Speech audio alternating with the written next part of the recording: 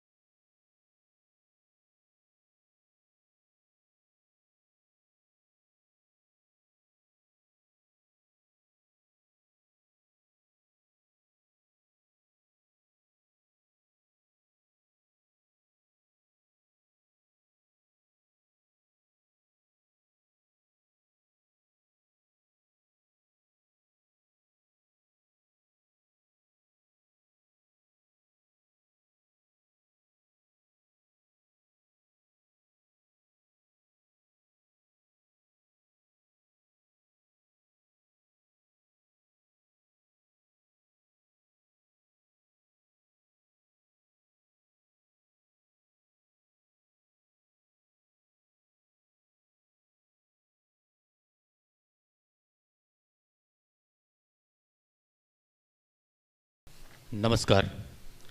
વસુદેવ સુતમ દેવમ દેવકી પરમાનંદમ કંસ ચારુણ મર્દનમ કૃષ્ણમ વંદે જગદગુરુમ.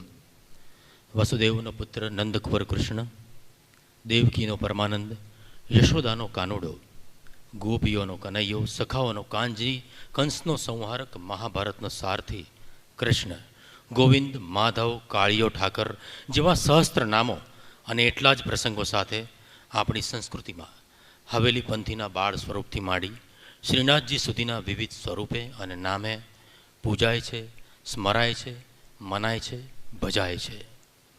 બાળકૃષ્ણ લીલા હોય, ગોપીઓ સાથેની શૃંગારિક રાસલીલા હોય, મહાભારતની યુદ્ધકથા હોય કે ગીતાની આધ્યાત્મિકતા હોય, કૃષ્ણ સર્વત્ર સનાતન અને શાશ્વત રહ્યા છે, જગતગુરુ કહેવાયા છે.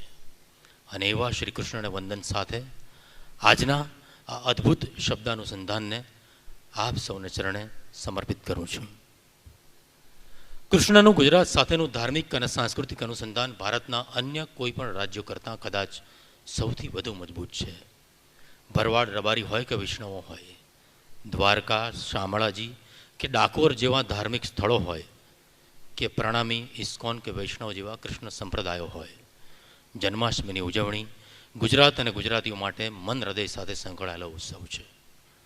નરસિંહ મહેતા કે મીરાબાઈ, દયારામની પ્રાચીન પદ્ય રચનાઓથી માંડી લોક સાહિત્ય અને આધુનિક .com કવિતાઓ સુધી કૃષ્ણ વિશે વિવિધ સ્વરૂપે લખતું અને ગાતું આવ્યું છે ગુજરાત.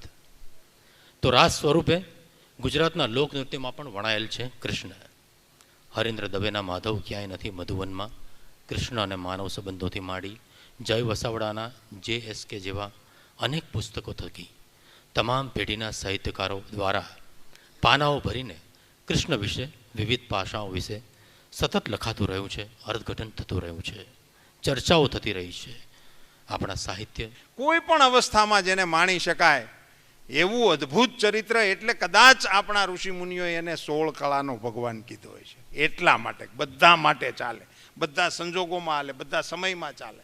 અને યાવત ચંદ્ર દિવા કરો ચાલશે, દુનિયાને જે બાજુ હાલવું એ બાજુ હાલે, કૃષ્ણ અવશ્ય ચાલશે.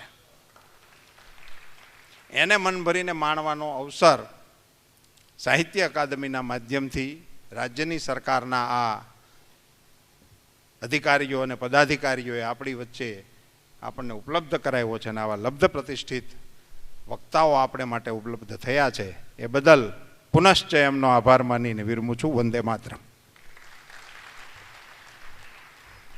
શરૂઆત કરીશું શ્રી જય વસાવડા.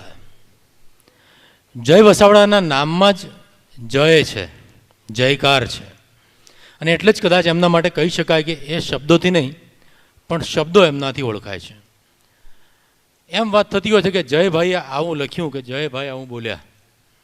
ધર્મથી માંડી ફ્રેન્ડશિપ ડે, અર્થકારણથી માંડી રાજકારણ, વિશ્વ સાહિત્યથી માંડી વિશ્વની ફિલ્મો અને સ્પોર્ટ્સથી માંડીને શૃંગાર સુધીના લગભગ તમામ વિષયો પર ખૂબ સંશોધન અને અભ્યાસ એમનું યુનિક પાસું છે જ.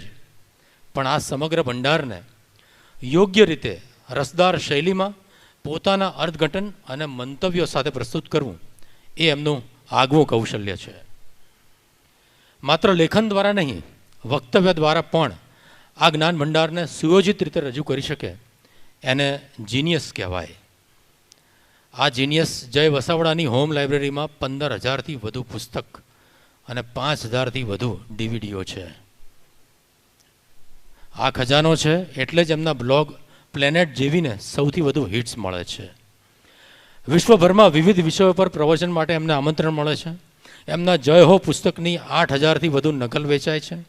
અને આવા જીનિયસ જયભાઈ સાથે ઈટીવીની સંવાદ શ્રેણીના 100થી વધુ હપ્તાઓ દરમિયાન એમના કમિટમેન્ટ, સ્પીડ, સંશોધન અને અભ્યાસ વિશેની એમની પેશન અને ઉત્સાહને મેં ખૂબ નજીકથી જોયા છે, માણ્યા છે અને એના દ્વારા હું ખૂબ શીખ્યો છું. જેમ શાળાના પગથિયા ચડીને એમણે ફોર્મલ એજ્યુકેશન નથી લીધું, એમ આપણા અને એમના નસીબે એ હજી પરણ્યા નથી. કદાચ પરણવાનો સમય નથી મળ્યો. એ કદાચ એમની સફળતાનું રહસ્ય હોઈ શકે. ગુજરાત સમાચારની દૈનિકની આ અનાવૃત્ત અને સ્પેક્ટ્રોમીટર કોલમ દ્વારા દર બુધવારે અને રવિવારે આપણને મળે જ છે. પણ અત્યારે આ હાલતી ચાલતી લાઇબ્રેરીનો ખજાનો આપણને કૃષ્ણ સાથે શબ્દાનુસંધાન કરાવવા માટે આપણી સમક્ષ ઉપસ્થિત છે. હંમેશની જેમ આપણે એમને 30થી 40 મિનિટનો સમય ફાળવેલો છે, પણ એ ઓછો જ પડશે. તો સ્વાગત છે જયભાઈ.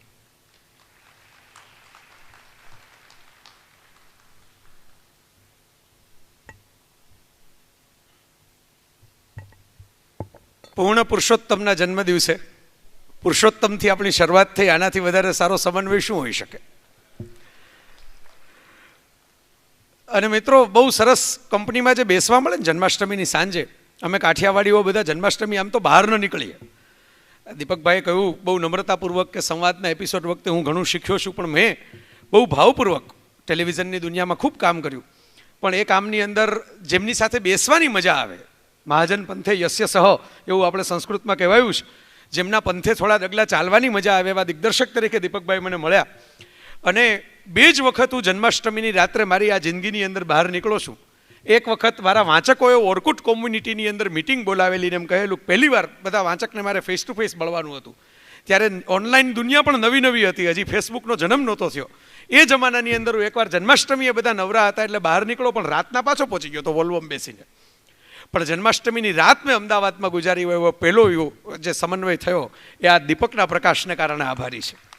એમણે કહ્યું, અને અમારા બિપિનભાઈ જેવા મિત્રો, એ યોગ કેવી રીતે સર્જાણો એ આગળ હું છેલ્લે વાત કરીશ, એ વાતમાં આપણે વધારે નથી પડવું.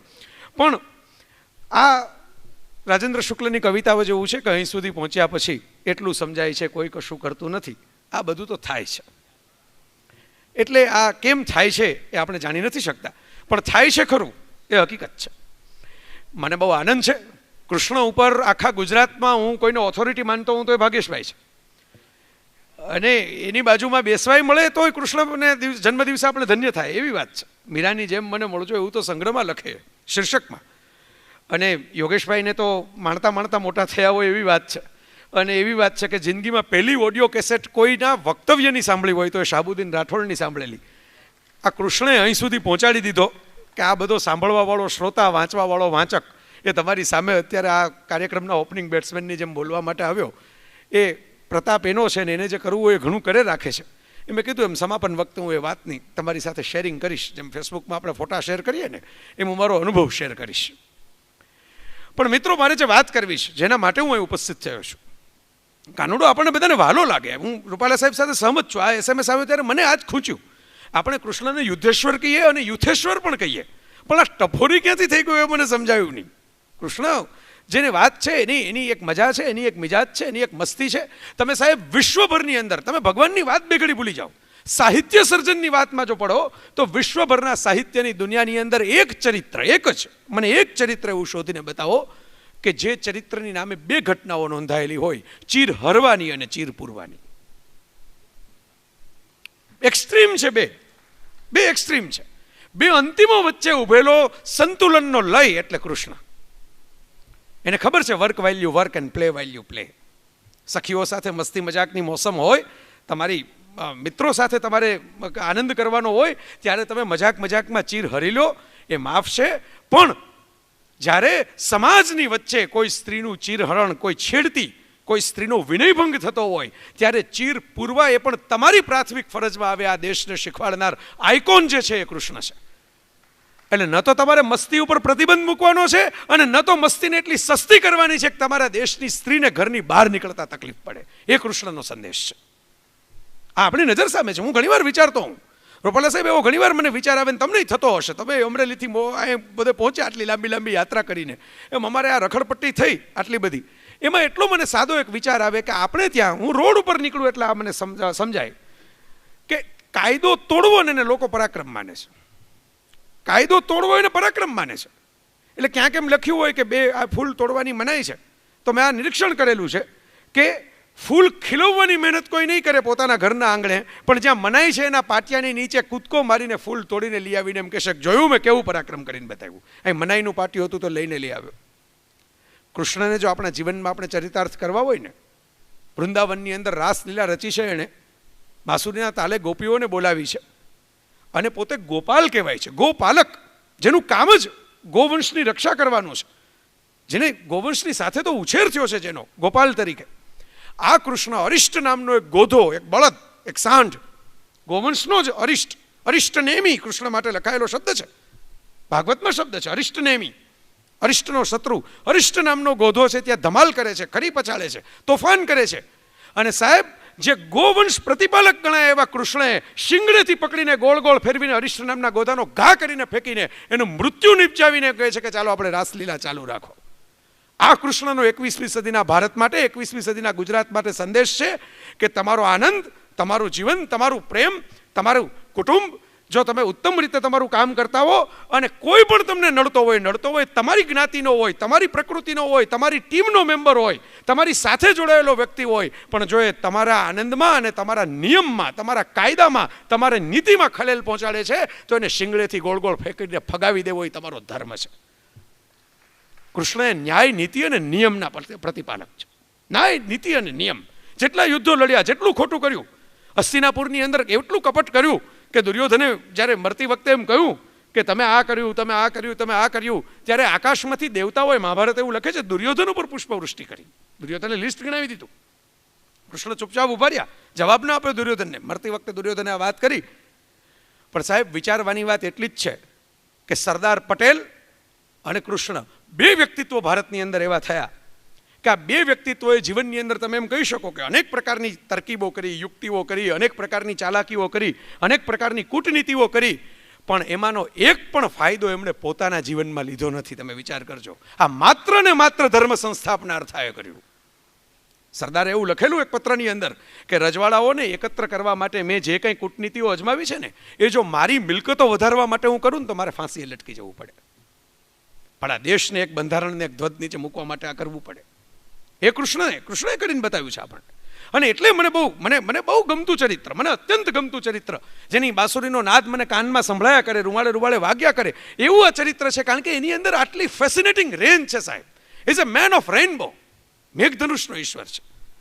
મોરપી ચમચતું એને નથી મૂક્યું. ફેશન સ્ટેટમેન્ટ છે સાહેબ. અમારે યંગસ્ટર્સને મજા આવે એવી વાત છે.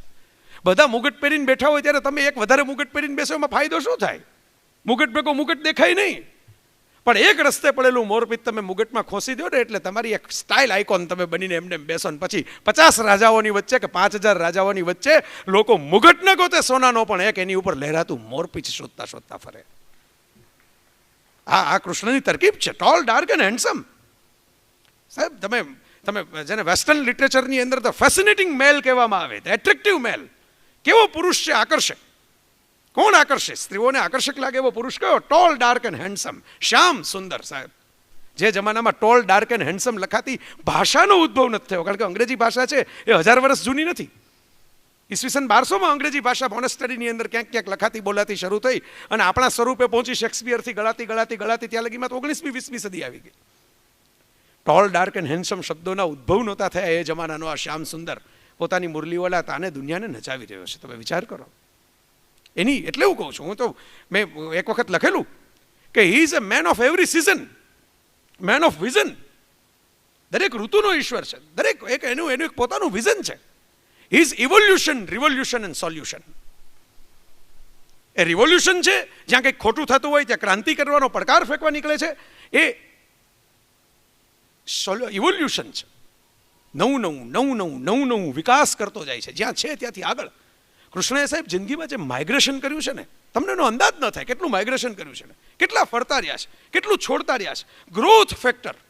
બરાક ઓબામા અમેરિકાના પ્રેસિડેન્ટ જ્યારે 2010ની સાલની અંદર ભારતમાં આવે અને મુંબઈમાંથી એમ કહે કે knowledge is a currency of 21st century, જ્ઞાન એ 21મી સદીનું ચલણ છે, અને એ તો અમુક ટ્યુશન ક્લાસ એમના હોલ્ડિંગમાં મૂકી નાખે એ સ્લોગનને ઓબામાનું. સાહેબ એમને તો કહ્યું કે જ્ઞાન 21મી સદીનું ચલણ છે. આપણે ભૂલી ગયા આપણો વારસો કે 5000 વર્ષ પહેલાં જ્યારે 16 વર્ષની ટીનેજર ઉંમરે એક પણ કૃષ્ણ પોતાનો સારથી ન હોય એવી અવસ્થામાં જાતે નિર્ણય લઈને, જે અર્જુનનો વિષાદ હતો એ કૃષ્ણનો પણ હોય ને.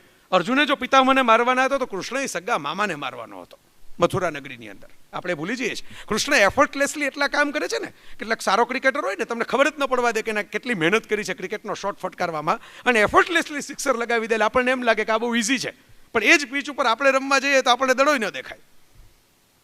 એમ કૃષ્ણે કેટલા કામ એટલા એફર્ટલેસલી કર્યા છે કે આપણને એમ લાગે કે આમાં શું મોટી વાત છે. પણ વિચાર કરો જે અર્જુનના વિષાદ યોગ ઉપર અમારા ચીનુ કાકા જેવા કવિઓ ઘણી કવિતાઓ લખી ગયા અર્જુન વિષાદ યોગ ઉપર, એ કૃષ્ણ વિષાદ યોગની તો ચર્ચા કોઈ નથી કરી શકતું. કૃષ્ણે અનુભવ્યો હશે ને વિષાદ કે સગા મામાને કેમ મારવો, પણ માર્યો. અને મથુરાનું સિંહાસન જ્યારે લેવાની વાત આવી ત્યારે એણે એમ કહી દીધું કે મારે તો, હું તો ગોવાળિયાઓ ભેગો મોટો થયો છું, મારે તો હજી નોલેજ મેળવવાનું છે, જ્ઞાન મેળવવાનું છે, ગ્રોથ કરવો છે, વિકાસ કરવો છે. હું તો અવંતીપુર જઈને સાંદીપનીના આશ્રમની અંદર ભણવા જતો રહીશ, મારે નથી રહેવું મથુરાના સિંહાસન પ્રત્યે. આ એ કૃષ્ણ છે કે જેણે મથુરાધિપતિ થવાનું પસંદ નથી કર્યું, મધુરાધિપતિ થવાનું પસંદ કર્યું છે. મથુરાધિપતિ નહીં, મધુરાધિપતિ. એને ના પાડી દીધી. Knowledge is a currency of 21st century. વિચાર કરો 5000 વર્ષ પહેલા એક માણસ પૈસાને, પાવરને, સિંહાસનને, સંપત્તિને, ઐશ્વર્યને, વિલાસને લાત મારીને એમ નીકળી જાય છે કે હું તો ગુરુના આશ્રમમાં સુદામા ભેગો લાકડા ફાડતો ફાડતો ભણીશ. આ ગ્રોથ ફેક્ટર છે કૃષ્ણનું. નિત્ય વિકસો, નો એન્ડ ગ્રો. જાણો વિકસો, જાણો વિકસો. અને તમે વિચાર કરો, તમે કૃષ્ણ ચરિત્રમાંથી પસાર થાવ. આપણી પાસે 4 અધિકૃત ગ્રંથો છે કૃષ્ણ ચરિત્રના: મહાભારત, ભાગવત, હરિવંશ અને વિષ્ણુ પુરાણ. અને 4માં અલગ અલગ કૃષ્ણ છે. એકમાં યોગેશ્વર કે યુદ્ધેશ્વર કૃષ્ણ છે, એકની અંદર બાળકૃષ્ણ છે. અને આ પણ મને બહુ ગમતી ફેસિનેટિંગ વાત છે મિત્રો, વિશ્વભરની અંદર 2 પ્રકારના ઈશ્વર પૂજાતા તમને ન જોવા મળે. ઈશ્વર તો ઘણા જગ્યાએ, સંસ્કૃતિએ ઈશ્વર પૂજાય, ધર્મે ઈશ્વર પૂજાય, પણ 2 પ્રકારના ઈશ્વર તમને ક્યાંય પૂજાતા જોવા ન મળે. એક નાચતો ઈશ્વર ક્યાંય તમે જોયો નહીં હોય પૂજાતો, એ ભારતમાં જ જોવા મળે. નટરાજ, કૃષ્ણ, નાચતા ઈશ્વરની પૂજા. એવો ઈશ્વર નહીં કે જે આમ સ્થિર ઊભો હોય પાસપોર્ટનો ફોટો પડાવવા માટે. વિઝાની ઓલી એપ્લિકેશનમાં લખ્યું હોય ને કે સ્માઇલ કરેલા ફોટા રિજેક્ટ કરવામાં આવશે. એવા ઈશ્વરો આપણે નથી પૂજતા. અને એમાંથી આગળ નટરાજ તો નૃત્ય કરે, કૃષ્ણ તો નૃત્ય કરે ને પાછા વાંસળીએ વગાડે, કમ્પોઝે કરે નૃત્યને, કોરિયોગ્રાફ પણ કરે. અને એનાથી આગળ ઈશ્વરને બાળ સ્વરૂપે પૂજાતો નથી. ઈશ્વર તો મેચ્યોર હોય, ઈશ્વર તો પરિપક્વ હોય. જા સાહેબ, આપણે એવી જ દુનિયાએ માની લીધું કે ઈશ્વર તો આપણો બાપ, ફાધર. આ કૃષ્ણ એ તો તમારા ખોળામાં રમતો લાલો, તમારું બાળક, એની તોફાન, એની શરારત, એની મસ્તી, એના બાળક. આપણે એવું કહેવાયું ને, વર્ષો જૂની બહુ જાણીતી કથા છે કે યશોદાએ મોઢું ખોલ્યું, માટી ખાતા કૃષ્ણનું એમાં બ્રહ્માંડ દેખાણું. સાહેબાઈ જેટલી માતાઓ બેઠી છે એને પૂછી જોજો, કોઈ પણ માતા પોતાના બાળકનું મોઢું ખોલે ને ત્યારે એને પોતાના બાળકના મોઢામાં તો બ્રહ્માંડ જ દેખાય. એનો લાલો તો એના માટે બ્રહ્માંડનું જ સ્વરૂપ છે. અને એટલા માટે મિત્રો કે આ કૃષ્ણ લાલા સ્વરૂપે પૂજાય. બાળક, ઇનોસન્સ, પ્યોર ઇનોસન્સની પૂજા એટલે કૃષ્ણની પૂજા. માસુમિયતની પૂજા એટલે કૃષ્ણની પૂજા. તોફાન મસ્તીની પૂજા એટલે કૃષ્ણની પૂજા. Musical and dancing god, my friends. મેં આ પુસ્તક વાંચવા રાખ્યું એનું કારણ એ છે કે મેં વર્ષો પહેલાં મારા એક લેખની અંદર એક જાહેરાત બનાવેલી, એડવર્ટાઇઝમેન્ટ, વોન્ટેડ ટાઈપની. પણ વોન્ટેડ એટલે ઓલા ટપરીઓવાળો વોન્ટેડ નહીં. ખરેખર જોઈએ છે એક વ્યક્તિ, પણ આપણને મળતો નથી. પણ કેવો જોઈએ છે, કૃષ્ણ એટલે કોણ છે એ સમજવા માટે આ નાનકડી જાહેરાત છે, પણ બહુ ઉપયોગી છે. જોઈએ છે એક ઈશ્વર, એક ઈશ્વર જોઈએ છે. જુઓ ને કેટલા નીકળે છે ઈશ્વર ગોતવા માટે અત્યારે. અને આપણે કેવા કેવા ઈશ્વરોના નામે ભટકાઈ જાય છે આપણને ઈશ્વરોના એજન્ટો, એ પણ આપણે જોઈએ છીએ. હું અનેક વખત કહી ચૂક્યો છું કે મંદિરોની બહાર આપણને કેટલાક ભિખારીઓ જોવા મળે કે જે થોડાક પૈસાની આશાએ બેઠા હોય, કાંઈક કેટલાક પૈસા મળી જશે. અને મંદિરની અંદર પણ બધા પાર્કિંગમાં ગાડી પેક કરીને ભિખારીઓ જ જતા હોય છે, લિસ્ટ લઈને મારું પાર્ટનરશિપનું આ કરાવી દેજો, મારી દીકરીનું ઠેકાણું સરખું કરાવી દેજો, મારી ઇન્ક્રીમેન્ટમાં વધારો કરાવજો, મારું સસ્પેન્શન પાછું ખેંચાવી લેજો. બધા અંતે તો ઈશ્વર પાસે લિસ્ટ લઈને જતા હોય છે, ઈશ્વર લિસ્ટ પૂરું ન કરે તો ઈશ્વર બદલાવી નાખતા હોય છે કે આપણે ચેન્જ કરી નાખીએ. પેલું ઓ માય ગોડના ડાયલોગની જેમ કે આપણે ગોડ લવિંગ કરતાં ગોડ ફિયરિંગ વધારે થઈ ગયા. પણ કૃષ્ણ એવો છે કે એને ચાહ્યા વગર તમે રહી ન શકો સાહેબ. તમે એના હયાતી વગર મીરા અને આંડાલેને ચાહવા માટે ફના થઈ જાય. તમે જુઓ તો ખરા, જે સામે નથી એના પ્રેમમાં પડી જાય. આજે જ મેં એક લેખ લખ્યો છે, આજની મારી પૂર્તિની અંદર ગુજરાત સમાચારમાં લેખ મેં લખ્યો છે. એમાં ભગવદ્ ગીતાના વિભૂતિ વાળા અન્યાયનો 10મા અધ્યાયનો 34મો શ્લોક ટાંકીને કે એક જ લીટીની અંદર કૃષ્ણએ સ્ત્રીના 7 લક્ષણો વર્ણવી દીધા છે. એક જ લીટીની અંદર કૃષ્ણ શું કામ વિશ્વભરમાં આટલા ઈશ્વરો થયા, સ્ત્રીઓ ઉપર પ્રતિબંધ મૂકનારા ઘણા થયા ધર્મગુરુઓ, પણ સ્ત્રીને ઓળખી જનાર ધર્મગુરુ કેટલા? ગુરુઓની વાત તો જવા દો, આ તો સાક્ષાત ઈશ્વર સ્ત્રીને ઓળખી ગયો, આર પાર નીકળી ગયો સ્ત્રીને ઓળખીને એમાંથી. શ્રી, કીર્તિ, વાણી. શ્રી એટલે બ્યુટી અને વૈભવ. સ્ત્રીને પૈસા પણ ગમે, સ્ત્રીને સૌંદર્ય પણ ગમે. એ તૈયાર થઈને બહાર નીકળે તો એની અપેક્ષા બે હોય. એક, બધા એને ટીકીને જોવે નહીં તો એને બહુ ખરાબ લાગે, માઠું લાગે કે બધા જોયા કરે છે, મને ફરિયાદ કરે, છેડતી નહીં. અને બીજી અપેક્ષા એ હોય કે હું આટલી બધી સજી ધજીને તૈયાર થઈ તો મને જે ગમે છે એ મારી સામે જોવે. એ ન જોવે તો એને માઠું લાગે. તમે વિચાર કરો, ભગવદ્ ગીતામાં તમને જ્યારે અધ્યાત્મનો સંદેશ આપવા માટે માણસ ઊભો છે ત્યારે પણ એને આ લાક્ષણિકતાઓ વર્ણવવાનું ચૂકતો નથી કે સ્ત્રી કેમાંથી બને? સ્ત્રી ક્ષમામાંથી બને, સ્ત્રી વાણીમાંથી બને, સ્ત્રી મેધામાંથી બને, સ્ત્રી સ્મૃતિમાંથી બને. એક પેલા વાઈફે હસબન્ડને કહ્યું કે તમે એમ કે જ્યારે સાંજે પાછા આવશો ત્યારે કોણીથી ડોરબેલ વગાડજો. એટલે કે કોણીથી ડોરબેલ વગાડવાનું? કે મારા હાથ તૂટી ગયા છે, મારે એમ કે ફ્રેક્ચર છે. તો વાઈફે એ સાંભળવાને બદલે એમ કીધું કે તમારી કારનો દરવાજો પણ કોણીથી બંધ કરજો અને લિફ્ટનો દરવાજો પણ કોણીથી ઉઘાડજો. એટલે પહેલાં હસબન્ડ કે આ કોઈ નવી રમત છે? મારા હાથ તો સાજા સરવા છે અને હું સાંજે આવું એમાં મારે કોણીથી શું કામ ઉપયોગ કરવો? આ કયું પ્રકારના કંઈ યોગની શિબિર કરી આવી છો સવારે? શું છે આ મામલો? એમ કહ્યું કેમ તમે ભૂલી ગયા આજે મારો બર્થડે છે, તમારા હાથમાં તો એવડી મોટી ગિફ્ટ હશે ને કે તમે હાથથી તો ઉપયોગ નહીં કરી શકો ક્યાંય. સ્ત્રીની સ્મૃતિ સાહેબ. કૃષ્ણ આવા 7 લક્ષણો વર્ણવ્યા છે ભગવદ્ ગીતાના એક શ્લોકના લસરકે, એમાંય ચૂકી નથી ગયા. અને તમે વિચાર કરો, જે ઈશ્વર સરા જાહેર ઊભો એમ કહી શકે, મેં એટલે વાત કરું છું, જોઈએ છે એક ઈશ્વર. કેવો ઈશ્વર મિત્રો? જે ઈશ્વર સરા જાહેર ઊભો રહીને એમ કહી શકે કે વેદોમાં હું સામવેદ છું, હું ઋગ્વેદ નથી, હું અથર્વવેદ નથી, હું સામવેદ છું, સંગીત અને નૃત્યનો વેદ છું, ઋતુઓમાં હું વસંત છું અને હું કામદેવ છું. સાહેબ આવો ઈશ્વર તમને ન ગમે તો કોણ ગમે એ મારે જાણવું છે. આ જો ન ગમે તો કોણ ગમે એ મારે ચોઇસનું સિલેક્શન જાણવું છે. મેં એક નાનકડી જાહેરાત આવી બનાવેલી. આ બેકડ્રોપની સાથે તમે મિત્રો સંમત થાવશો કે નહીં મને કહેજો. આ જાહેરાત સાથે જોઈએ છે એક ઈશ્વર, એક એવા ભગવાન કે જેની પ્રતિભા પ્રાચીન હોય પણ ઉપદેશ અર્વાચીન હોય, જેનામાં દંતકથામય ભવ્યતા અને દૈવી ચમત્કારિતા હોય, સાથોસાથ માનવીય લાગણીઓ અને સ્વાભાવિક ગમાણગમા પણ હોય, જે એંગ્રી યંગ મેન હોવાની સાથે ચોકલેટી રોમેન્ટિક હોય, જરૂરિયાત મુજબ યુદ્ધત્વ અને બુદ્ધત્વ બંનેનો પરિચય કરાવી દે, જે સિદ્ધાંતોના મૂળિયા તરછોડે નહીં છતાં નવીનતાની ડાળીઓ ફેલાવી દે. સિદ્ધાંતોના કોર વેલ્યુઝને છોડ્યા વિના બધું જ નવું, ક્ષણે ક્ષણે નવ્યમ એ કૃષ્ણનો જીવન સિદ્ધાંત છે. પણ કોર વેલ્યુઝ એ ક્યારેય છોડતા નથી. એના માટે જે બીજાને બચાવવા જાન આપી દે તેટલા પરોપકારી જ નહીં, પણ જરૂર પડે બીજાને બચાવવા માટે જાન લઈ લે તેવા પ્રભાવશાળી પણ હોય, જેમના માટે જીવન ઉદાસી નહીં પણ ઉત્સવ હોય, જેમનામાં યૌવનનો આધુનિક થનગનાટ હોય અને ઊંડાણપૂર્વકના અભ્યાસનો તરવરાટ હોય, જે આઈડિયલ એટલે ફક્ત આદર્શ નહીં પણ પ્રેક્ટિકલ અને વ્યવહારુ હોય, જેમની પૂજા જ ન થાય મિત્રો, જેમને પ્રેમ પણ થાય, જેમને વાલેથી ભેટી પડાય, જેમના ચરણ ન દેખાય તમને પણ જેનું હૃદય દેખાય, કે જેની વાલથી ભેટવાનું તમને મન થાય, એવો ઈશ્વર જોઈએ છે. અમારા જે એક વ્યક્તિ હાજર હોય તો આખું ઓડિયન્સ ભરાઈ જાય એવી કક્ષાના સુભાષ ભટ્ટ ભાવનગરના મરમી ચિંતક હાજર છે, બહુ ઉત્તમ ફિલોસોફર. અમે સુભાષભાઈ ચર્ચા કરતા ઘણી વખત કરતા હોય છે, અમે મિત્રો બધા ઓળખે છે એમને. કે ભારતીય સંસ્કૃતિની અંદર ભારતીય સંસ્કૃતિ પેલી એવી સંસ્કૃતિ નીકળી કે લાઈફ ઇઝ અ સેલિબ્રેશન. આ ક્યાંથી જીવન છે, મિથ્યા છે ને સંસાર છે, ત્યાગ છે ને આ ભાગી છૂટો લાઈફમાંથી ને સંસારમાંથી આ ક્યાંથી આવી ગયું. હવે આપણે તો ક્યાંથી શું અપનાવીએ છીએ આપણને ખબર નથી. હું જેટલી વાર મને મેસેજ આવે મને ખચકાટ થાય, પણ વ્યવહારના ભાગરૂપે કરવો પડે. કોઈ ગુજરી જાય એટલે ઉપર એમ જાહેરાત લખેલી હોય નૈનમ છિંદંતી શસ્ત્રાણી નૈનમ દહતી પાવકો, પાછું નીચે લખ્યું હોય ભગવાન એમના આત્માને શાંતિ આપે. એટલે ઉપર વાંચ્યું જ નથી શું લખાયેલું છે. આત્મા સ્વરૂપ જ શાંત સ્વરૂપ છે, દેહમાં અશાંતિ છે, આત્માને અશાંતિ નથી. ભગવદ્ ગીતાનો શ્લોક છે. એને અગ્નિ બાળી શકતો નથી, એને પાણી કંઈ કોઈ શીતળતા આપી શકતું નથી. આત્મા ચિર સ્વરૂપ છે. પણ ખ્રિસ્તી ધર્મની અંદર may his soul rest is peace till the judgment day will begin. કયામતના દિવસે જ્યારે ઈશ્વર તમારા કર્મોનો ન્યાય ટોળે ત્યાં લગી કબરમાં શાંતિથી પોઢેલા રહ્યો. આ મેસેજ આવ્યો એમાંથી આપણે સીધું એનું ગુજરાતી કરી નાખ્યું, ભગવાન એમના આત્માને શાંતિ આપે. આ ભારતીય સંદેશ નથી. ભગવાન એમના આત્માને શાંતિ આપે ભારતની સંસ્કૃતિમાં ન હોય. પણ હવે આપણે શું એડોપ્ટ કરી નાખીએ છીએ અને શું મૂકી દઈએ છીએ. ચાઇનીઝ ભેળ ચીનમાં નથી ખવાતી, ભારતમાં ખવાય છે. ચીનમાં ભેળ જ નથી ખવાતી, ચીનમાં બીજું ઘણું ખવાય છે જે દુનિયામાં કોઈ ન ખાય, પણ ભેળ તો નથી જ ખવાતી. પણ અમદાવાદમાં ખાતા જોવા મળે તમને ચાઇનીઝ ભેળ મિત્રો. એટલે આ મને આમ અજાયબી થાય, પણ એની સાથે એવો આનંદ થાય. કૃષ્ણ એક અકળ કોયડો છે. તમને ઇતિહાસમાં કૃષ્ણ જોવા મળે. કૃષ્ણ એક એવો ઈશ્વર છે કે જેના ઐતિહાસિક પ્રમાણ છે સાહેબ, શિલાલેખો છે, શિલ્પો છે, જૂના હસ્તપ્રતના ગ્રંથો છે. કૃષ્ણ એક એવો ઈશ્વર છે કે ખાલી હિન્દુઓનો ઈશ્વર નથી.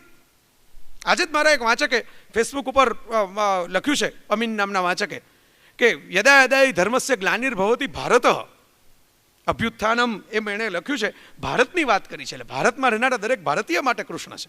એવું શું કામ હું માની લઉં કે હું હિન્દુ નથી, મારા માટે કૃષ્ણ નથી? સાહેબ આટલી અદ્ભુત વાત આ પુસ્તકની અંદર પહેલી કવિતા મેં લીધી મારા મિત્ર ઇલિયાસ શેખની. અને અહીં તમારી નજર સામે શાહબુદ્દીન રાઠોડ જેને આ પુસ્તક વાંચીને મને ફોન કરેલો કે જયભાઈ આમાં તમારે એક વાત યાદ રાખવાની જરૂર છે એમ કરીને એક સૂફી કવિતા સંભળાવીને મને યુદ્ધના કૃષ્ણ વિશે વાત કરેલી શાહબુદ્દીનભાઈએ. સાહેબ રસખાનની પરંપરા જગતમાં ક્યાંય તમને જોવા ન મળે એવી પરંપરા કૃષ્ણએ ઊભી કરી કે એને મીરાઈ ચાહે, એને નરસિંહ ચાહે, એને આંડાલ ચાહે અને એને રસખાન પણ ચાહીને એના ગીત ગાય. કૃષ્ણ ખાલી કંઈ એક ચોક્કસ જ્ઞાતિનો, એક ચોક્કસ ધર્મનો, એક ચોક્કસ દેશનો પણ નથી. હું તો એમ કહું છું આ એક ગ્લોબલ આઇકોન છે, ગ્લોબલ આઇકોન. આપણે ભૂલી જઈએ છીએ કે એને કેમ પ્રમોટ કરવા, એને કેમ દુનિયા સુધી પહોંચાડવા. કારણ કે કૃષ્ણ એવરગ્રીન છે, ક્યારે વાસી થવાના નથી, ક્યારે જૂના થવાના નથી. કૃષ્ણએ અસત્ય ક્યારે બોલવું એનો પણ ઉપદેશ આપેલો છે મહાભારતમાં જ. જો જૂઠું પણ બોલી શકાય. તમને આવું ઈશ્વર કે, આવું ભગવાન કે જૂઠું બોલી શકાય? જૂઠું બોલી શકાય એમ કરીને પાછા કૃષ્ણ છે ને બોલો બેસેજ નથી આવતો કે લાઈફ ઇઝ બ્યુટીફુલ, પછી ફૂદડી કરેલી હોય ને સ્ક્રોલ કરો તો ખબર પડે કન્ડિશન એપ્લાઇડ, શરતોને આધીન. એટલે 0% વ્યાજની દિવાળીની જાહેરાતો જેવું. તમે 0% વાંચીને પહોંચી જાઓ પછી ખબર પડે કે આમાં તો પહેલાં ડાઉન પેમેન્ટ કરવાનું છે. તો મિત્રો આ તમે કલ્પના કરો કે એ કેટલીક શરતોને આધીન એમણે જૂઠું બોલવાની છૂટ આપી છે. ક્યારે જૂઠું બોલી શકે માણસ? કૃષ્ણ શું ગાઈડલાઈન આપે છે? ઈશ્વરો આવું કહે નહીં, પણ આ તો પ્રેક્ટિકલ ઈશ્વર છે, વ્યવહારદાયો ઈશ્વર છે. એટલે એણે એમ કહ્યું છે કે પ્રેમ કરો ત્યારે જૂઠું બોલવાની છૂટ. પ્રિયતમાને રાજી કરવા માટે જૂઠું બોલી શકાય. કોકનો જીવ બચાવવા માટે જૂઠું બોલી શકાય. એમાં બહુ સત્યવાદી થવાની જરૂર નથી. કોક મારવા આવતું હોય ને તમે કોકને છુપાવી દીધો હોય તેમાં કોઈ બહુ ડાયા થઈને તમારે રઘુકુલ રીત સદા ચલી આવીના વચનો આપવાની જરૂર નથી. કોઈનો જીવ બચાવવા જૂઠું બોલી શકાય. મિત્રો સાથેની મજાકમાં જૂઠું બોલી શકાય. સાહેબ આવું કયો ઈશ્વર તમને કે મહાભારતનો શ્લોક બનાવીને કે મિત્રો સાથે મજાક કરતા હો તો જૂઠું બોલવાની છૂટ. મિત્રો સાથે મજાકમાં જૂઠું બોલી શકાય. આટલી એવરગ્રીન, આટલી ટાઈમલેસ વાત. તમને અસત્ય બોલવાની પણ જે માણસ છૂટ આપે ને પછી ભેગી કન્ડિશન આપે કે અસત્યનું આચરણ નથી કરવાનું, પણ તમે જ્યારે આ પ્રકારની પરિસ્થિતિમાં હો ત્યારે જૂઠું બોલો તો કાંઈ વાંધો નહીં, ચાલે. આ કૃષ્ણ છે સાહેબ. એટલે તમે વિચાર કરો. હું તો એમ કહું છું, મેં તો એને કહેલું એક વખત કે આ દુનિયાનો સૌથી મોટો લવગુરુ બની શકે એવો માણસ છે કે કેટલી સ્ત્રીઓને સમજી શક્યો છે, કેટલો આર પાર નીકળી ગયો છે સ્ત્રીઓના હૃદયના. અને રાધા એ તો કૃષ્ણની નિરંતર ચિરંતન પ્રતીક્ષાનું નામ છે. દરેક માણસના હૃદયમાં કૃષ્ણને પામવાની એક અતૃપ્ત ઝંખના છે જે ક્યારેય પૂરી નથી થતી. એ અધૂરપનું નામ રાધા છે. વિવેક ટેલરની સરસ મજાની કવિતા છે, જમુનાના જળ કદી ઓછા ન થાય એનું કારણ કહું તો છે રાધાની આંખ. નિરંતર પ્રતીક્ષા છે, વિરહની વેદના છે. પણ કૃષ્ણ છે ને એ મેં કહ્યું એમ નિત્ય નૂતન થઈને નીકળી પડે. તમને એની સ્માર્ટનેસ પણ એવી સ્ત્રીઓને જીતવા માટે. એ અનપ્રેડિક્ટેબલ છે. સ્ત્રીને એવો જ પુરુષ ગમે કે જે થોડો કોયડા જેવો હોય, બહુ સીધી લીટીનો સ્ત્રીને ગમે નહીં, એને બેનપણી જેવો લાગે. આજના મારા લેખમાં મેં લખ્યું છે કે સ્ત્રીઓ છૂટા કાગળ જેવી હોય છે અને પુરુષ છે પેપર વેઇટ હોય છે. એમાં કંઈ કાગળનું અપમાન નથી, કાગળ વગર તો અમારા જેવા લેખકો લખે શું એમ, પણ હવે એ પુરુષ એવો જોઈએ કે જે એ સ્ત્રીને એને માર્યા વિના, એને અપમાન કર્યા વિના, એની સ્વતંત્રતાને એની પાંખો છીનવ્યા વિના એને એને એને એવી રીતે કે એને ખુદ એવું મન થાય કે ના આ મારું સ્વામિત્વ, આ મારું આધિપત્ય કરશે તો મને ગમશે. જો સ્ત્રી કૃષ્ણને એ વારસો મળ્યો છે. કૃષ્ણ એના એક્સપર્ટ છે, અનપ્રેડિક્ટેબલ છે, સહજ છે, ક્યારે શું કરે તમે નક્કી ન કહી શકો. It's a challenge. મિસ્ટ્રી હોય ને એવો પુરુષને ઉકેલવો ગમે હંમેશા સ્ત્રીને. એની ઉકેલતા ઉકેલતા ક્યારે પ્રેમમાં પડી જાય ખબર ન પડે એને પોતાને. અને એ કૃષ્ણમાં છે. રાધાનો ઉલ્લેખ સુદ્ધા 4 ગ્રંથોની જે મેં વાત કરી એમાં નથી. કોઈ જગ્યાએ રાધા એક ગોપીને એમ બધી ઉલ્લેખ છે, રાધા નામનો ઉલ્લેખ નથી. પણ રાધા ઉપર જેટલી કવિતાઓ લખાડી ને સાહેબ, આપણા સમાજમાં કૃષ્ણ રૂકમણીના ગીતો નથી લખાતા, કૃષ્ણ સત્યભામાના ગીતો નથી લખાતા. રાધા કૃષ્ણના ગીતો 700 તમને જોવા મળે, 700 જોવા મળે ટોટલ. એટલા ગીતો છે. શું કામ? પ્રેમિકા હોય ને ત્યાં લગી તમને ગીતો લખવાની મોસમ જામે. પત્ની ગયા પછી, પત્ની બની ગયા પછી અતિ પરિચય અવજ્ઞા. ક્લોઝમાં દેખાયેલું પિક્ચર બ્રવલ થઈ જાય હંમેશા, પછી એ બહુ ચોખ્ખું દેખાય નહીં, ક્લિયર દેખાય નહીં. એટલે કૃષ્ણમાં એ સેન્સ છે. અને તમે કલ્પના કરો, એક વખત રૂકમણીને ચીડવે છે કે ભાઈ તું હું આવો ગોવાળિયો ને મારું કંઈ ઠેકાણું નહીં ને હું તો ગમે ત્યારે ગમે તે કરી નાખું ને તું શું જોઈને મારા પ્રેમમાં પડીને. રૂકમણી આમ ગુસ્સાથી લાલચોળ મોઢું કહીને મોઢું ફેરવીને બેસી જાય છે. ભાગવતનો પ્રસંગ છે.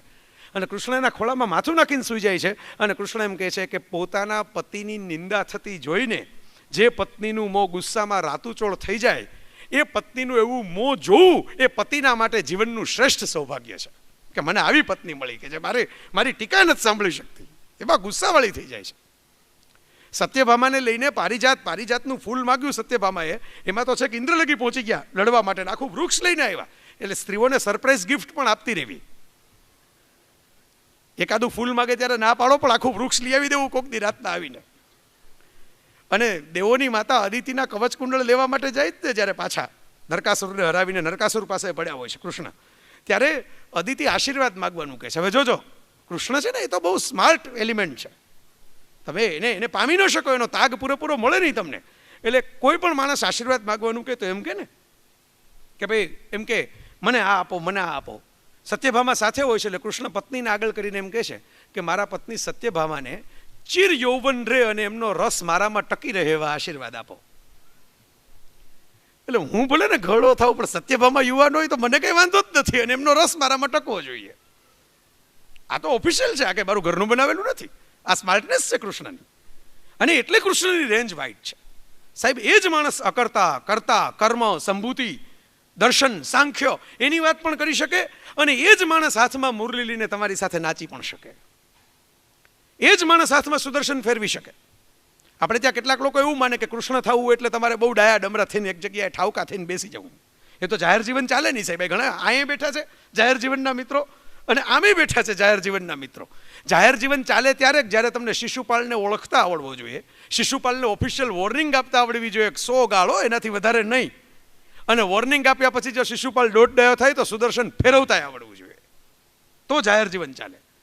પણ કૃષ્ણની મજા એ છે મિત્રો કે એક હાથમાં મુરલી છે, એક હાથમાં બાંસુરી છે, એક હાથમાં સુદર્શન છે, અને કૃષ્ણને ખબર છે, જજમેન્ટ છે એની પાસે કે સુદર્શન ક્યાં ફેરવવાનું છે અને બાંસુરી ક્યાં વગાડવાની છે. હું મોટા ભાગના અત્યારના કાનજી ભાઈઓ જોઉં છું કે જે લોકો ઘરમાં સુદર્શન ફેરવે છે આખા દિવસના થાક ઉતારવા માટે, અને બહાર ક્લાયન્ટો સામે બાંસુરી વગાડતા ફરે છે, બોસ સામે બાંસુરી વગાડતા ફરે છે. એટલે ક્યાં બાંસુરી વગાડવી ને ક્યાં સુદર્શન વગાડવું એનું જજમેન્ટ નથી એમની પાસે. ક્યાં શુંનો ઉપયોગ કરવો એ કૃષ્ણ પાસે જ શીખવાનું છે, અને ક્યાં ન કરવો તમારી પાસે.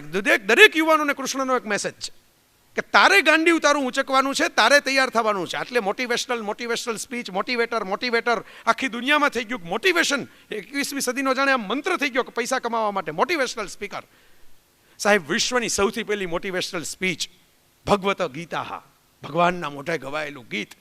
એક ડિપ્રેસ થઈ ગયેલો સ્ટુડન્ટ કહે છે કે મારે એક્ઝામ નથી આપવી, અને એક માણસ એને 700 શ્લોક, અને 700 શ્લોકમાં વર્ણનવાળા કાઢ નાખો તો આમ જુઓ તો 500 શ્લોક, છાપાનું એક પાનું પૂરું ન થાય. અમારા સંઘવી સાહેબ કહે છે, નગીનદાસ સંઘવી, કે તમે ગીતાને છાપી દો તો અખબારના એક પેજમાં સમાઈ જાય. આટલી નાનકડી વાતની અંદર એને એક વિદ્યાર્થીને બેઠો કરી દીધો, પણ મેસેજ બધા યંગસ્ટર્સને એ આપ્યો મિત્રો કૃષ્ણએ.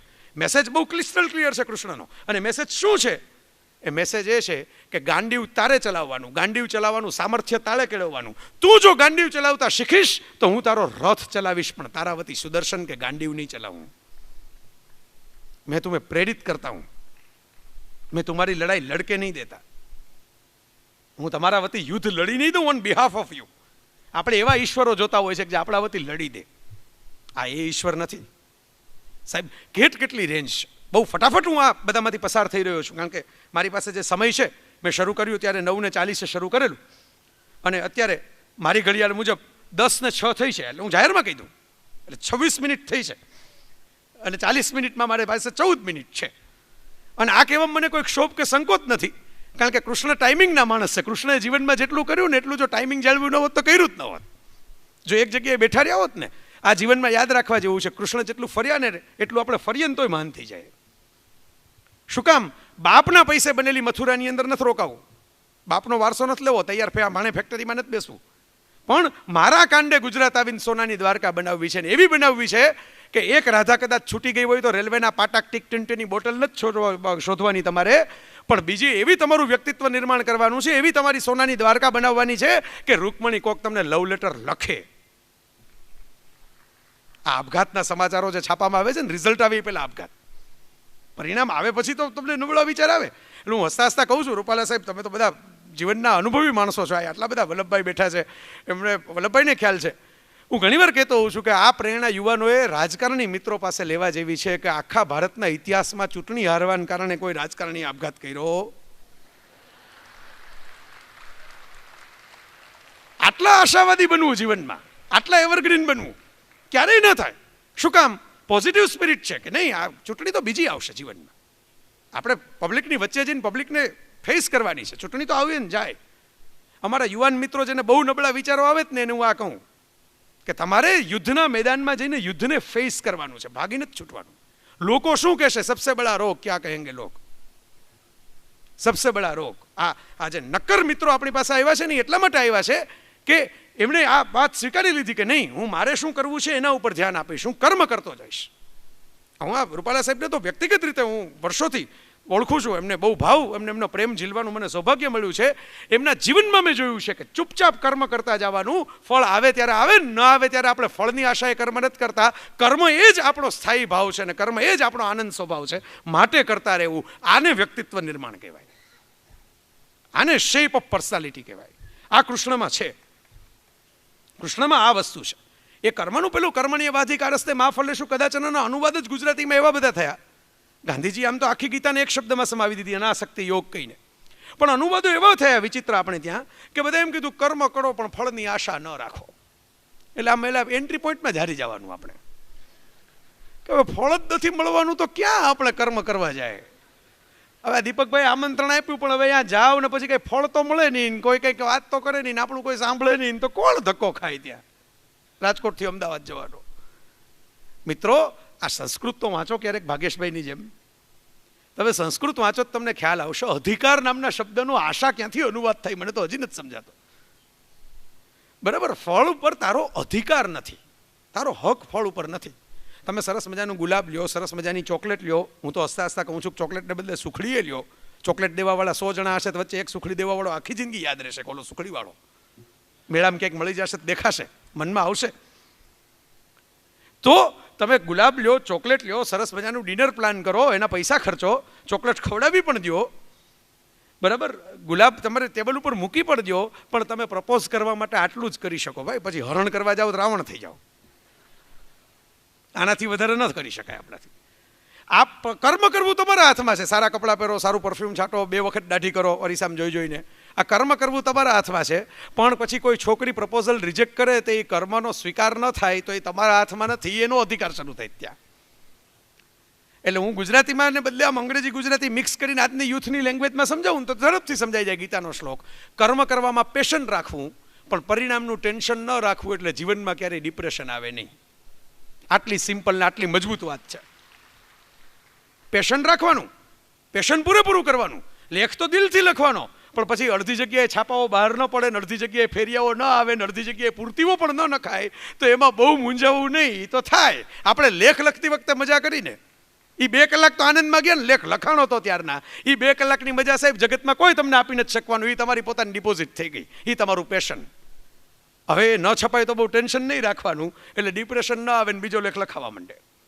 આ હું શીખ્યો છું આમાંથી. અને જે એણે બહુ અદ્ભુત વાત કરી છે, કર્મથી ભાગવાનું નથી. આ ગીતા સંન્યાસીઓની ક્યાંથી થઈ ગઈ મને તો સમજાણું જ નથી. આ સંસારનો ગ્રંથ છે. જીવતા બેસીને વાંચવાના ગ્રંથને આપણે મૃત્યુ પછી વાંચવાનો ગ્રંથ કરી દીધો, ગોખલામાં મૂકી દીધો, ઉપર પાછું કપડું વીંટાળી દીધું ને ગાયના ઘીનો દીવો કરી દીધો. એટલે કોઈ એમને તો ખોલે જ નહીં જીવતા જીવ. આમાં શું લખેલું છે, શું આમાં સમજવાનું છે, એ કંઈ આપણે વિચાર જ ન કરીએ. સિમ્પલ વાત છે, તમે કર્મમાં પૂરું પેશન રાખો. કર્મ માટે તમે તૂટી પડો. મારે હું એમ કહું કે મારે એક દુનિયાભરની અંદર ન્યુયોર્કના મેનહટનની વચ્ચે કોઈ પોસ્ટર બનાવીને મૂકે કૃષ્ણનું, તો હોલિવૂડની ફિલ્મોના થોર ને 300ના લિયોનાઇડસ ને આ બધા જે એક પછી એક સુપર હીરો આપણને નવા નવા આવ્યા રાખે છે, ગ્રીન હોર્નેટ ને એક પછી એક હોલિવૂડની ફિલ્મોમાં નવા નવા સુપર હીરો પ્રગટ થયા કરે છે. આ બધાને ટક્કર મારે એવો આપણો વર્લ્ડ ક્લાસ સુપર હીરો, પહેલો first super hero of the world આ કૃષ્ણ છે. તો એના ચિત્રો એવા બનવા જોઈએ કે તમે આમ દુનિયાની સામે મૂકો ને, મેનહટનના ટાઈમ સ્ક્વેરની અંદર મૂકો ને, તો એ ચિત્ર એવું લાગવું જોઈએ કે ના, આ છે 21મી સદીનો ઈશ્વર, આ છે ભારતનો આઇકોન. 8 પેક બોડીવાળો કૃષ્ણ કેમ ન હોય? હાથમાં વીજળી લઈને ઉભરાનો કૃષ્ણ કેમ ન હોય? આમ એવા મેં ચિત્રો બનાવ્યા, આ રાત ઉજાગરા કરીને બનાવડાવ્યા, ખાસ ડાયરેક્ટર જેમ ડિરેક્ટ કરે એમ માથે ઉભા રહીને. અને એવો સરસ બિપિન સોની નામનો ચિત્રકાર મળી ગયો મને કચ્છમાંથી, જેણે દિલથી આ કામ કર્યું. પણ હું એ વાત એટલા માટે નથી કહેતો કે મેં કર્યું, હું એટલા માટે કહું છું કે કર્મમાં પેશન હતું. લોકો તો કદાચ ફોન કરીને એમ કે આ શું આવા બધા ચિત્રો બનાવ્યા છે, એના કરતાં વોટ્સએપ ઉપર સારા ચિત્રો મળે છે. તો કર્મમાં તમારે પેશનમાં ખપી જવું, એ માટે ગુસ્સો કરવો, એના માટે લોકોને ખખડાવી નાખવા, એના માટે રાત ઉજાગરા કરવા, પણ કરતા ભાવ નહીં રાખવાનો. કારણ કે કરતા તો ઠાકર લેખા લેશે, ઠાકર કરે એ ઠીક. આટલી જ સિમ્પલ ફિલોસોફી રાખવાની. આ કૃષ્ણ શીખવાડે છે, આ કૃષ્ણ પાસે છે. મિત્રો, મારે છેલ્લે જે 2 વાત કહેવી છે સમાપનમાં, એક વાત તો એ કે કૃષ્ણની અનેક પ્રકારની વિવિધ એની લીડરશિપ સ્કિલ, એની વોર સ્કિલ્સ, નરકાસુર સાથેના એના સંગ્રામનું વર્ણન વાંચીને કોઈ જો માણસ, આ તો મારી પાસે એવા પૈસા નથી, એવા કોઈ ફાઉન્ડેશન નથી, બાકી મારું ચાલે ને તો હું કૃષ્ણ નરકાસુર સંગ્રામની વિડીયો ગેમ બનાવું, નિન્ટેન્ડો અને પ્લે સ્ટેશનની અંદર પ્લે થાય એવી. એમાં સાહેબ જે વર્ણન છે ને નરકાસુરની નગરીના, અને એમાં જે પ્રકારની જે વોરની સ્ટ્રેટેજી છે કૃષ્ણ કરે છે, Krishna is a warrior, strategy કરે છે. અને સ્ટ્રેટેજી કરીને જે જીતે છે ને સાહેબ, તમે લારા ક્રોફ્ટના ટોમ રાઇડરને ભૂલી જાવ એવી ગેમ બને, એ કક્ષાની ગેમ બને, દુનિયાને હલાવી દે એવી. એવો વોરિયર છે. આ ખાલી યુદ્ધની વાતો નથી કરતો, એને ન કરવું હોય ત્યારે જ ચૂપ બેસે છે હાથમાં શસ્ત્ર લીધા વગર, ઉપાડે તો એ તો પૂરું કરે છે. અને એની એ ખબર છે કે ટટલી આંગળીએ ગોવર્ધન મારે એકલા જ ઉચકવાનો હોય, પછી પ્રેસ નોટમાં ફોટા પડાવવા માટે બાકીના ગોવળિયાઓ ભલે લાકડી લઈને આવતા. જાહેર જીવનમાં દરેક માણસના અનુભવ થતા હોય, ટટલી આંગળીએ ગોવર્ધનનો ભાર એને ખમી ખાવાનો હોય, રમવા બધાઈ જાય, પછી યોગેશભાઈ ધુબાકો એને એકલાએ મારવાનો હોય, અને ધુબાકો મારે ને કાળીએ નાગને ફેસ એને કરવાનો હોય, બાકીને બધા કિનારે જ ઉભા રહે. કિતને અજીબ રિશ્તે હૈ યહાં પે, 2 પલ મિલતે હૈ, સાથ સાથ ચલતે હૈ, જબ મોડ આए તો બચ કે નિકલતે હૈ. વણાક આવે તો ખબર ન પડે કે વાહેથી ક્યાં ભાગી ગયા, એટલા માટે પાછળથી ક્યાંક ભાગી શકાય, એટલે જ ભેગા નહોતા ચાલતા બાજુમાં. એ તમારે હસતા મોઢે સ્વીકારી લેવાનું હોય કે ભેરુડાવ રમવા માટે કામ લાગે, ભેરુડાવની ભીડ પડે ત્યારે ભેરુડાવે કિનારે ઉભા રહે, ધરામીની અંદર જઈને નાગનો સામનો મારે એકલા જ કરવાનો હોય, અને તો જ હું કૃષ્ણ કહેવાઉં ને સાહેબ. નહીતર તો એનામાં મારામાં ફેર શું? આમાંથી પસાર થયા જ કૃષ્ણ ક્ષણે ક્ષણે. આપણને આ કૃષ્ણ વિષાદ યોગ જે મેં વાત કરી ને એ સમજાતો નથી સાહેબ. જેને આપણે રાજાઓનો રાજા, કાકા સાહેબ કાલેલકર એમ કહેતા ભારત વર્ષની અંદર ગમે એટલા રાજા આવે ને જાય, ગમે એવા રજવાડા બને નાબૂદ થાય, રાજાઓના રાજા 2 જ થયા છે, રામ અને કૃષ્ણ. 2 જ રાજા થયા છે ભારત વર્ષની અંદર, રાજાઓના રાજા, રાજેશ્વર. પણ કૃષ્ણએ તમને કલ્પના કરો ક્યારે રાજ લીધું નથી, મથુરાનું રાજ નથી લીધું. દ્વારકાધીશની જઈ આપણે હમણાં બોલાવશું 12 વાગે, પણ દ્વારકાધીશે પોતે નથી થયા, પિતાને બેસાડીને પોતે સાઈડ માર્યા છે, પોતે વહીવટ ચલાવ્યો છે. શાહબુદ્દીનભાઈ એડમિનિસ્ટ્રેશન કર્યું છે, ચેર નથી માગી, ખુરશી નથી માગી, એડમિનિસ્ટ્રેશન જ માગ્યું દરેક જગ્યાએ. નરકાસુરને હરાવી દીધો, જરાસંઘને હરાવી દીધો, ટ્રીક બધી કરી. હસ્તિનાપુરમાં મેં કહ્યું એમ દુર્યોધને કહ્યું એટલી હદે કપટ કર્યું, જયદ્રથથી શરૂ કરીને કર્ણ સુધીના બધા જ કપટના ઉદાહરણ તમે, કૂટનીતિના ઉદાહરણ તમે જોઈ શકો. અને નિગોશિએશન સ્કિલ માટે તો એ કર્ણને છેલ્લી ઘડીએ બોલાવવા તૈયાર થાય, તું આ બાજુ આવતો રહે, યુધિષ્ઠિરને પૂછ્યા વિના. અને એ જ કર્ણના અંતિમ સંસ્કાર કરવા પોતે જાય કે આને તો અન્યાય થયેલો છે એટલે અંતિમ સંસ્કાર તો મારે કરવા પડે. આટલી બધી કૂટનીતિ કરી પછી હસ્તિનાપુરમાં સાહેબ એને એક દસ્તાવેજ બનાવીને એક સોસાયટીનો પ્લોટ નથી માંગ્યો, પોતાના વારસદાર માટે જીતાડી દીધા. હવે આપણું તો કરો, આ તમને અહીં લગી પહોંચાડી તો દીધા. એક પણ યુદ્ધમાં કૃષ્ણે શાસન નથી કર્યું ત્યાં એ પ્રદેશ ઉપર. નરકાસુરના દીકરાને બેસાડી દીધો, ભગદત્તને, જરાસંઘના પુત્રને બેસાડી દીધો, દરેક જગ્યાએ એના વારસદારને બેસાડીને નીકળ્યા. પોતે કોઈ જગ્યાએ શાસન નથી કર્યું. શાસન કર્યું લોકોના દિલ ઉપર. જાજે ચાલુ છે, પેઢીઓ બદલાય છે, શાસન નથી ફરતું. આ શાસન કર્યું છે. મિત્રો, કૃષ્ણની આ પરિસ્થિતિની વચ્ચે આપણે વિચારવું જોઈએ ક્યારેક કે કૃષ્ણનો વિષાદ પણ છે, કૃષ્ણનું પીડા પણ છે. કૃષ્ણ એક વખત નારદને ખાલી કહે છે, કૃષ્ણ એક વખત નારદને બોલાવીને એમ કહે છે કે મેં બધા માટે બધું જ કર્યું છે, પણ મારા દિલમાં શું ચાલે છે કોઈ સાંભળતું નથી. મિત્રની વ્યાખ્યા ફ્રેન્ડશિપ ડેના SMS-માં કાર્ડમાં લખાઈને આવે છે કે મિત્ર એ કે જે તમારી આંખના આંસુ લૂછે એ મિત્ર નહીં, તમારી આંખમાં આંસુ આવે ને એટલે દોડીની આંસુ આવવા જ ન દે મિત્ર. એ કૃષ્ણે નિભાવ્યું છે સુદામા માટે. આ બધા માટે બધું જ કર્યું છે. જે દ્રૌપદીના ચીર પૂરી દીધા હોય, જેને વેરની તૃપ્તિ માટે આટલા બધો પ્રયત્ન કર્યો હોય. મહાભારતમાં એક કરુણ પ્રસંગ છે જેનું બહુ નોંધ આપણા ઇતિહાસમાં નથી લેવાની કે અશ્વત્થામાં 5 પાંડવોના પુત્રોની હત્યા તંબુમાં જઈને યુદ્ધની સમાપ્તિ પછી કરી નાખે છે. ત્યારે દ્રૌપદી એટલી ખીજાઈ જાય છે અને બ્રહ્મશીર નામનું અસ્ત્ર છે દ્રોણના વરદાન રૂપે અશ્વત્થામા પાસે. બ્રહ્મશીરનો તોલ અર્જુન સિવાય કોઈ પાસે નથી ને અર્જુન બહાર છે. એટલે કૃષ્ણ અશ્વત્થામાને પકડે છે પણ મારતા નથી. એટલે દ્રૌપદી અકળાઈ જાય છે અને અકળાઈને દ્રૌપદી કૃષ્ણ માટે, કૃષ્ણ સખી દ્રૌપદી કૃષ્ણને એમ કહી દે છે કે તમારી સુભદ્રાના અભિમન્યુનો ઉત્તરામાં પરીક્ષિતનો ગર્ભને વંશ ચાલુ છે એટલે તમને મારા છોકરાઓ મરી ગયાની કંઈ પડી નથી ને આને તમે મારતા નથી.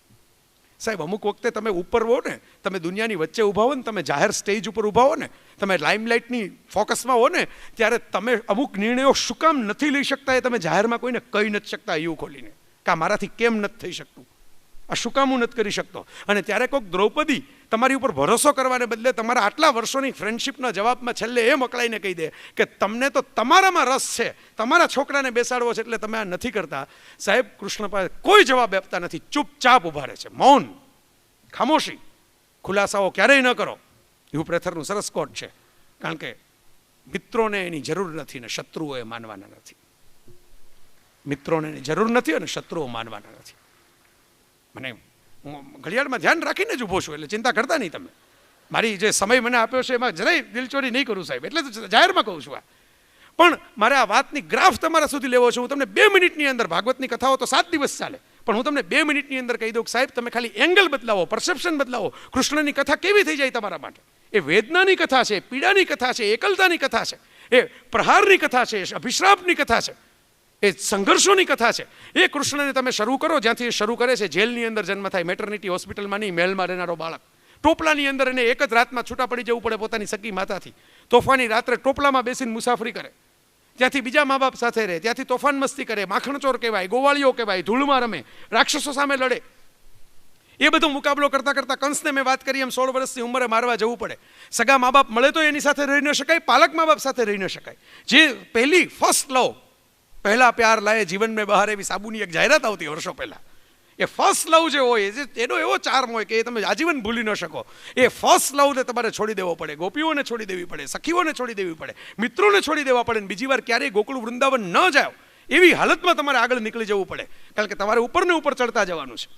અને ઉપર તો તમે ચડતા જાઓ ને, સૂરજ થવું બહુ આમ તમને બહુ મજાનું લાગે કે સૂરજ કેવો પ્રકાશે.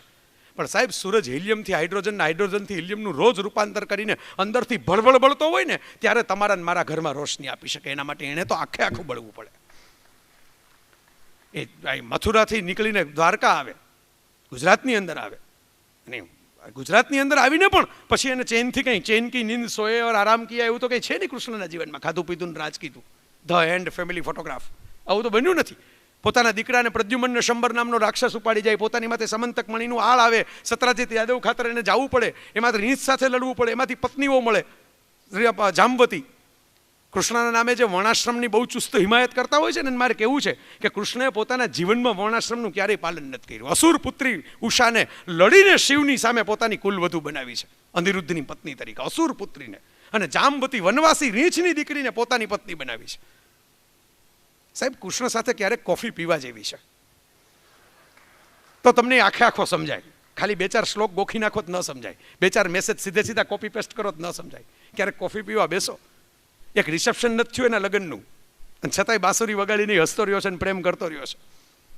અને મામા ફઈના છોકરાઓના વિવાદની અંદર શ્રાપ લઈને પાછો આવે યાદવા સ્થળીનો, અને સાક્ષાત કૃષ્ણ જેવો કૃષ્ણ તમારી સામે ઊભો હોય, અને છતાં આખું કુટુંબ અંદરો અંદર લડીને, જે ભારતની 3 નબળાઈઓ હું વારંવાર કહું છું કે આ દેશ કેમ ઊંચો ન આવ્યો, આવો ભવ્ય વારસો, આવી અદ્ભુત સંસ્કૃતિ, અમૃતસ્ય પુત્રાહાનો દેશ, અમૃતના સંતાનોનો દેશ આ ઊંચો કેમ નથી આવતો? એટલા માટે નથી આવતો કે 3 નબળાઈ, એક ઈગો, એક ભય અને એક દંભ.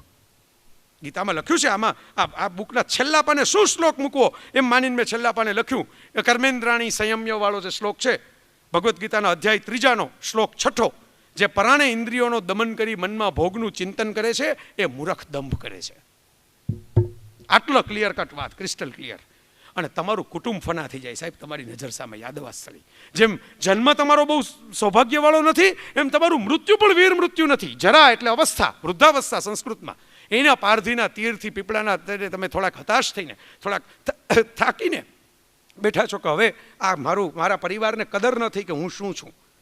મેં કુરુક્ષેત્રની વચ્ચે ઊભો રહ્યો અને ભીષ્મ ઊભા રહ્યા મારી સામે કે આ કેમ કરવું, પણ આ કુટુંબના સભ્યો ઊભા ન રહી ગયા કે આ કેમ કરવું. એ અંદરો અંદર લડીને ખતમ થઈ ગયા યાદવા સ્થળી. કૃષ્ણો જીવતા હોય ને સાહેબ, ત્યારે આપણે એની નજર સામે યાદવા સ્થળીઓમાં જેની એનર્જી કાઢી નાખીએ છીએ. અને આખી આ ચક્ર તમે જુઓ ને, વિષાદનું ચક્ર છે. પણ જે પોતે દુઃખ વેઠે, પોતે પીડા વેઠે અને બીજાને સુખ આપવાનો પ્રયત્ન કરે, દુઃખ વેઠીને પણ બીજાને સ્મિત આપે, બીજાને ગીત આપે, બીજાને સંગીત આપે, બીજાને નૃત્ય આપે, બીજાને હાસ્ય આપે, બીજાને પોતાના જન્મદિવસનું સેલિબ્રેશન કરવાનું મન થાય આટલા 1000 વર્ષે ભેગા થઈને એવો સરસ મજાનો ઉત્સવનો મોકો આપે, એ જ ઇન્સાનમાંથી ભગવાન બનવાની પ્રક્રિયા છે. આમ જ ઇન્સાનમાંથી ભગવાન બની શકાય. આજ એનું સિક્રેટ છે. આજ તમને કહ્યું ને કે જીવતો માણસ ભગવાન કેમ થાય? આમ થાય. મિત્રો, બહુ મજા પડી તમારી સાથે સંવાદ કરવાની. મને જે મેં કહ્યું એમ કે છેલ્લી વાત હું મૂકીને મારી વાત પૂરી કરું છું. આ તો મેં તમને આખી કૃષ્ણ કથા સંભળાવી દીધી 2 મિનિટમાં. પણ છેલ્લી વાત મારે જે કહેવી છે એ છે, અને હું શુદ્ધ બુદ્ધિથી ખાતરીથી કહું છું, આમાં મારે બીજો કોઈ ભાવ નથી. અહીં બધા મોટાભાગના પરિચિત ચહેરાઓ, મિત્રો, આ બધા પ્રફુલ્લભાઈથી શરૂ કરીને મુકેશભાઈ સુધીને એવા જ બેઠા છે કે જેની સાથે મારે કંઈ પ્રૂવ કરવાનું નથી. મને બચપણથી ઓળખે છે એવા છે અમુક મિત્રો. તો મારે એટલા માટે આ વાત મૂકવી છે તમારી સામે કે કોઈ એમ કહેતું હોય ને કે એ તો નાગર નંદજીના લાલ નરસિંહ મહેતાને જ ફળે, નરસિંહ મહેતાને જ મળે, તો આ વાત ખોટી છે. એના માટે બહુ ટીલા ટપકાની આપણે આધ્યાત્મિક સત્યો પકડતા નથી ને ભૌગોલિક સત્યો પકડીને બેસી જાય છીએ. દરેક સત્ય 2 પ્રકારના હોય, એક સ્થળ કાળનું સત્ય હોય અને એક ચિરંતન સત્ય હોય. હરી હળવે હળવે અંકારે મારું ગાડું ભરેલ ભારે એવું ગાવું સહેલું છે ભજનમાં, યોગેશભાઈ, બરાબર? શાહબુદ્દીનભાઈ, તમે તો બહુ સાંભળ્યું હશે. પણ પછી હરી ગાડું હલાવવા બેસે ને ત્યારે આપણને બેક સીટ ડ્રાઇવિંગ કરવાનું બહુ મન થાય. કોલી મેકડોનાલ્ડ પાસે લઈ લેજો તો અમારે જરાક ટેક અવે લેવું છે ત્યાંથી પાર્સલ. હરી તમે આમ ઝડપ કરો, માં વચ્ચે ધીમા પડો, અમારે વાં પિક્ચરની બુકિંગ કરાવવું છે. એટલે હરીને ગાડું સોંપી દીધા પછી આપણે છે ને બહુ મુશ્કેલીમાં મુકાયા છીએ. મારે કથા નથી કરવી કારણ કે હું વંગત કથા કહેવા નથી આવ્યો અહીં, પણ હું સરા જાહેર ઓન કેમેરા, જ્યાં મારા શબ્દો હવે આમાં પાછા ખેંચી શકાય એમ નથી, આખા ગુજરાતમાં ફેલાઈ જાય, ટીવીની અંદર કે નેટની અંદર દુનિયામાં ફેલાઈ જાય, અને આટલા બધા મિત્રો તો સાક્ષી, આવ્યા મિત્રો જેની સાક્ષી દુનિયા આખી સ્વીકારે, એવા મિત્રોની વચ્ચે હું એમ કહું છું, મારા અંગત મિત્રોને ખબર છે કે આ પુસ્તક જે છે ને જય શ્રી કૃષ્ણ, એ એકમાં જ મને એટલો અનુભવ થઈ ગયો કે આ પુસ્તક મેં કર્યું નથી, આ કરાવ્યું છે. હું કરતા નથી, હું કર્મ છું. એકમાં જ અનુભવ થઈ ગયો, એક જ પુસ્તકની અંદર. અને મને ત્યારે રિયલાઇઝ થયું, અને આ રિયલાઇઝેશન હું તમને બહુ દિલથી તમારી સાથે શેર કરું છું. આ અંગત વાત છે, ભાગ્યે જ કરતો હું આ અંગત વાત, પણ હું રિયલાઇઝેશન દિલથી શેર કરું છું કે મેં એવો વિચાર કર્યો, આ બિપિન તલાટીયા બેઠા છે, પહેલું એક પાતળું પુસ્તક પિન બાઇન્ડિંગ વાળું, કૃષ્ણ 21મી સદીના ઈશ્વર, રાજકોટના લોકમેળામાં હું સ્ટોલ માગવા માટે ગયો હતો, ત્યારે ડેપ્યુટી કલેક્ટર હતા ને કે મારે આ વેચવું છે, બરાબર? ત્યારે મને ઈચ્છા હતી, કૃષ્ણ કંઈ બ્લેક એન્ડ વ્હાઇટમાં હોય, કૃષ્ણ તો કલરમાં હોય સાહેબ, કૃષ્ણ તો રંગમાં હોય, કૃષ્ણ તો દુનિયા દેખે એવી રીતે બનાવવાનો હોય, એવી રીતે મૂકવાનો હોય. એમને સપનું રહી ગયું. મારી પાસે મને એમ થતું કે ભાઈ આ તો આપણાથી ન થાય, બ્લેક એન્ડ વ્હાઇટ બુક છાપવા જેટલી આપણે કેપેસિટી ખરી, કારણ કે પુસ્તકોમાં પુસ્તક વેચાય ઝડપથી પણ એની રિકવરી ઝડપથી ન થાય. પણ આ મારા અનુભવ છે સાહેબ કે હું અમેરિકાની અંદર ગયો, હું પ્રવચન કરવા માટે, ત્યાં મને એક એવી વ્યક્તિ મળે કે જે વ્યક્તિ, મને એવી ઈચ્છા હોય, મને ઘણા લોકો કે અમે છાપી દઈએલું, એમ કહું કે મારે કૃષ્ણ માટેનું પુસ્તક કરવું છે, મારે તમારો ફોટો પુસ્તક ખોલો ને પહેલાં દેખાય કે ફલાણા ભાઈના સૌજન્યથી, એ નથી કરવું. આ મારો જવાબ હતો, આમ નથી કરવું. એ મને એમ હતું કે એવું તો કોઈથી થાય જ નહીં ને, કારણ કે રૂપિયા આપણી પાસે ન હોય તો રૂપિયા આપવાવાળાને નામ તો છાપવા પડે ને, તમારે એના ફોટા જ મૂકવા પડે ને. પણ સાહેબ, એક માણસ જેને હું એમ કહી દઉં છું કે મારે કોડાક થિયેટરની અંદર ભાઈ નાટક જોવા જવું છે, હું તમારી ભેગો નહીં આવું તમારી ઘેર, અને એ માણસ એમ કહે છે કે ભાઈ હું શોખીન છું, તમે મને કયો માની લીધો કે હું શોખીન નથી, મારી ઘેર રોકાવ, હું આપણે બે ભેગા નાટક જોવા કોડાક થિયેટરમાં જાય. એટલે રાતના એના ઘરમાં કૃષ્ણની મૂર્તિ જોઈને હું વાત કરું કૃષ્ણની, અને એમ કે તમારે પુસ્તક બહાર પાડવું હોય તો મને કહો ને, તમારા કાગળનો પ્રિન્ટિંગનો જે ખર્ચ થાય હું ઉપાડીશ પહેલી આવૃત્તિનો. મેં કીધું આ વાત કરતો હશે. સાહેબ શામળશાની હુંડીની જેમ એનો ફોન આવે, અને ફોનમાં પહેલી શરત એ કે હું તમને પૈસા મોકલાવું છું, તમે વધે તો એનો વાચકોને આપી દેજો એ પૈસા. મેં આપ્યા ખરા દિવાળી ઉપર, ગઈ દિવાળી એની આખી સ્કીમ કરીને, પણ એ ફોનમાં પહેલી શરત એ કે મારું ફોટો ન મૂકતા, મારા કુટુંબના કોઈ સભ્યનું નામ ન લખતા, મારું નામે ન લખતા, આમનેમ જ કરજો. અને એમાંથી એક ચિત્રકાર મળે ને જે એના માં ગુજરી જાય અને 15 દિવસમાં માતા ગુજરી ગઈ હોવા છતાં એક પણ રૂપિયો પહેલા લીધા વગર કે પુસ્તકની આવૃત્તિ છપાઈને પૈસા મળે તેથી તમે આ ચિત્રોના પૈસા ચૂકવજો, એમ કરીને ચિત્રકાર મળે. આ બુકનું ટાઇટલ ન મળે એના માટે હું રાતના મેસેજ કરું ટાઇટલ કયું બનાવશું, અને મારા આર્ટિસ્ટ પાસે જાઉં તો એમ કે 3 વર્ષ પહેલાં મેં એક ચિત્ર બનાવ્યું હતું ફ્રેમ બનાવીને હોટલમાં રાખવા માટે, પણ પછી એમને પડ્યું રહ્યું, મને બહુ ગમી ગયું એટલે હોટલમાં રાખવાનો જીવ ન ચાલ્યો. આ મૂકવું છે ટાઇટલમાં, ના ટાઇટલ બને સાહેબ. અને એ બુકનું વિમોચન અમારે આપણા મુંબઈની અંદર આપણા બધા મિત્રો VYO ભાગેશભાઈ જે આવ્યા છે, કોઈ બુકનું વિમોચન એવું ન કરું, કારણ કે એ ખર્ચે મને પોસાય નહીં, એના કરતાં વાચકને ડિસ્કાઉન્ટ આપી દેવું સહેલું પડે. સામેથી મને ફોન આવે કે તમે કૃષ્ણ ઉપરની બુક કરો છો, બહુ સરસ છે, તો એમ કે એક કામ કરો આપણા ફંક્શનમાં વિમોચન કરો. અને ત્યાં બધા અલગ અલગ આવીને વિમોચન કરે. અમારા ચેતન ગઢવી એની અંદર એમ કે હોય, દિનકર જોશી હોય, ઇમ્તિયાઝ પટેલ હોય, આવા બધા મિત્રો હાજર રહીને એમ કે બહુ તાળીઓ પાડે ને એની વચ્ચે આ બુકનું વિમોચન થાય. સાહેબ આનો અર્થ એ થયો, આમાં હું મારી વાત નથી કરતો, મારી વાત કરવી એ નથી, બુક સરસ રીતે એની મેળે ચાલે છે એટલે એનું પ્રમોશન એ મારે નથી કરવું. મારે વાત એ કેવી છે મિત્રો કે આ બુક એને બનાવવી હતી કે એને ચિત્રકારે શોધી દીધો, એને ફાઇનાન્સે શોધી દીધો.